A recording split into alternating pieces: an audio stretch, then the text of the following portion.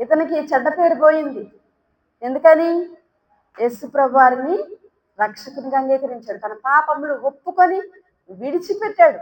ఇంకొక స్టెప్ ఏంటంటే పాపాలను విడిచిపెట్టుట. ఒప్పుకోవడమే కాదు, ఏం చేశాడు? మరలా ఇక ఆ పాపం చేయలా. తానే ప్రాయశ్చిత్తం చేసుకున్నాడు. ఒప్పుకొని విడిచిపెట్టాలి. ఈరోజు మరి చాలా మంది విశ్వాసులు రక్షణ పొంది పాత పాపాలనే కొనసాగించే వాళ్ళు ఉన్నారు.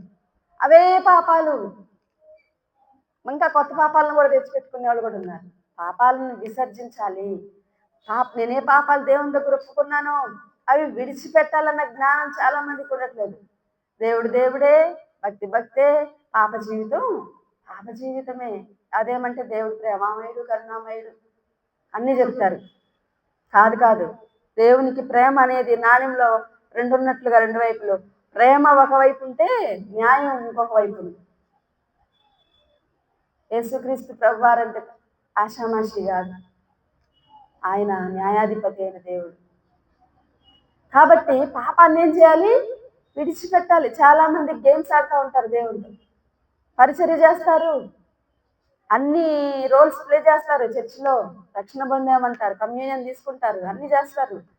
కానీ పాప జీవితాన్ని విడిచిపెట్టాలంటే భయం లేదు దేవుడు అంటే. వాళ్ళు గేమ్స్ ప్లే చేస్తే దేవుడు కూడా ఏం చేస్తాడు? గేమ్స్ ప్లే చేస్తాడు. దయగల వారి ఎడల ఆయన దయ చూపుతాడు, కఠినుల ఎడల వికటంగా ఉంటాడు. నువ్వు కఠినపరుచుకుంటే నీ జీవితాన్ని మార్చుకోకుండా ఆయన కూడా ఎట్లాగుంటాడు? కఠినంగా ఉంటాడు. చాలా మంది అనుకుంటారు నేను చచ్చిపోయిందాకా దేవుడు కనికరంతోనే నా పట్ల ఉంటాడు. కాదు కాదు. ఒక సమయం ఉంటుంది. నీ కనికరం చూపడానికి ఒక సమయం ఉంటుంది. దాని తర్వాత ఆ సమయం అయిపోయాక ఇక న్యాయం కదా, జడ్జిమెంట్ ఇదే ఉంటుంది. దేవుడు అంటే ఆషామాషి కాదు. కంప్లీట్గా ఆయన అంతా వెనలాంటి మనసే కాదు. అన్నీ ఉంటాయి ఆయన దగ్గర. అన్ని విధాలుగా సిద్ధపడాలి, ఒప్పుకోవాలి, విడిచిపెట్టాలి.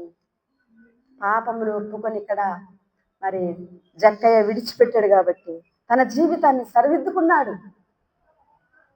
తన జీవితంలో ఉన్న లోటుని, తన జీవితంలో ఉన్నటువంటి పాపాన్ని ఏం చేశాడు? సరిదిద్దుకున్నాడు. తన లైఫ్ స్టైల్ని మార్చుకున్నాడు. హల్లెలూయా. యేసుప్రభు వారు వచ్చాక ఆయన జీవితం మారింది. సమరయ స్త్రీ జీవితం మారింది. శానదయాలు పట్టిన వ్యక్తి యొక్క జీవితం మారింది. నశించిపోతున్న వీరందరూ కూడా రక్షింపబడ్డారు. ఆశీర్వాదకరమైన ప్రజలుగా, పరిశుద్ధమైన ఘటాలుగా మార్చబడ్డారు. పరిశుద్ధతే మరి ఎన్నటన్నిటికీ దేవుని మందిరానికి అనుకూలం.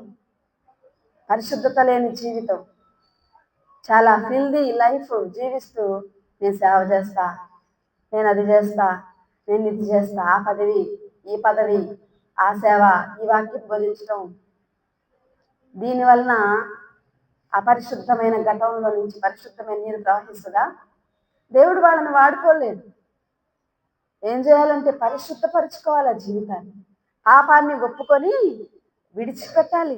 జక్కయ్య చేసిన ఈ పనికి దేవుడు ఒక మంచి బిరుదు ఇస్తున్నాడు. ఏంటంటే ఇతను కూడా అబ్రహాము కుమారుడే, నేడు ఈ ఇంటికి రక్షణ వచ్చి ఉన్నది.